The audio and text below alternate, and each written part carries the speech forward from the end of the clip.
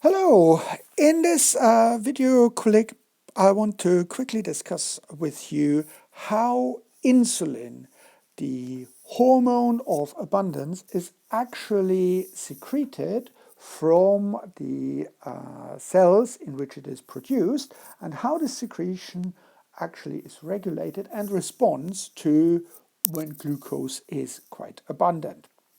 So how does it actually work? Now, we know that insulin is secreted only in the beta cells of the Langerhans islet in the pancreas, and the whole process starts when glucose is highly abundant in the bloodstream.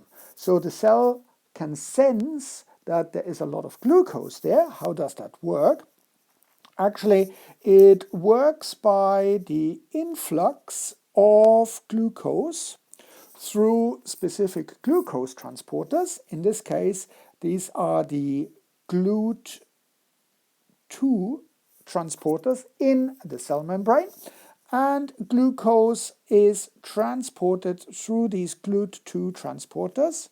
So glucose goes into the cell, into the beta cell, where of course it is phosphorylated by hexokinase.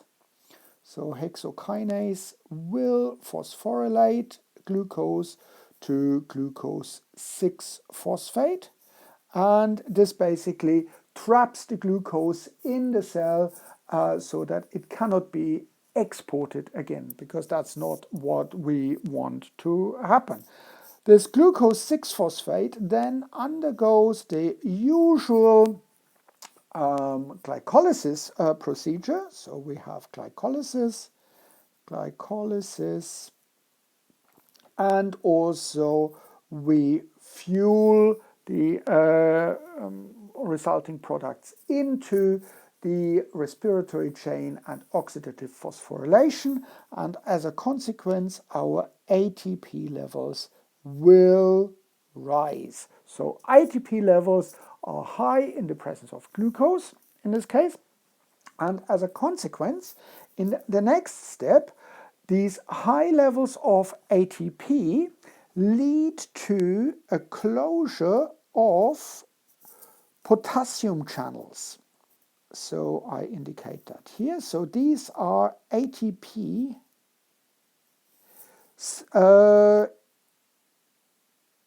inhibited, I should probably say, inhibited or ATP sensitive potassium channels.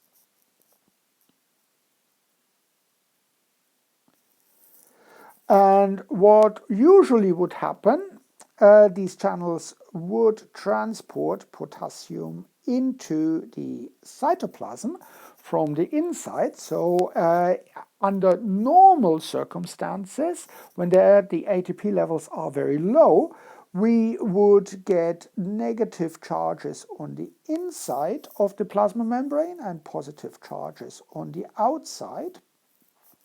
But if ATP is present, we close these channels, and therefore we would not get these positive charges outside caused by the potassium, and therefore the membrane would lose its charge, so we depolarize the membrane.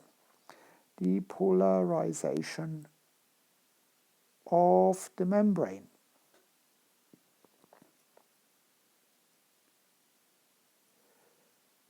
So we lose these charges because potassium ions are no longer transported out there.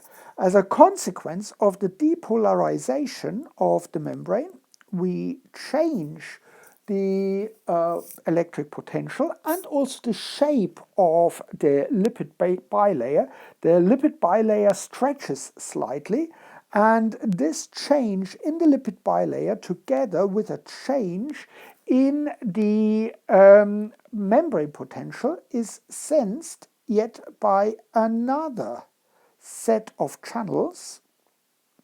These channels are what is called the voltage-gated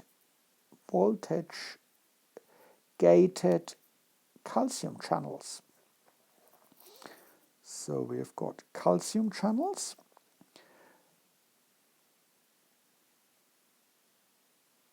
and which opens these channels so that calcium can move into the cell. So calcium ions move into the cell, and also intracellular calcium channels stored in the endoplasmic reticulum, which I try to draw here like that. There are the same channels in there. They also will release calcium ions into the cytoplasm. So ATP levels close the potassium channels, the membrane depolarizes, and instead calcium channels open and calcium is released into the cytoplasm. In the cytoplasm we have vesicles, so membrane-bound vesicles stored, and these membrane-bound vesicles contain insulin, contain the processed form of insulin. But at the moment, this insulin is just stored in these vesicles. However, in the presence of calcium, so in the presence of calcium, these vesicles will move to the plasma membrane and actually fuse with the plasma membrane, and the insulin will be released into the bloodstream. So if we've got lots of glucose in the bloodstream, it goes into the cell through the glycolysis pathway, increases the ATP. ATP closes the potassium channel, the membrane depolarizes, which opens up calcium channels. These calcium channels allow the insulin-bearing vesicles to fuse with the plasma membrane and release the insulin into the bloodstream.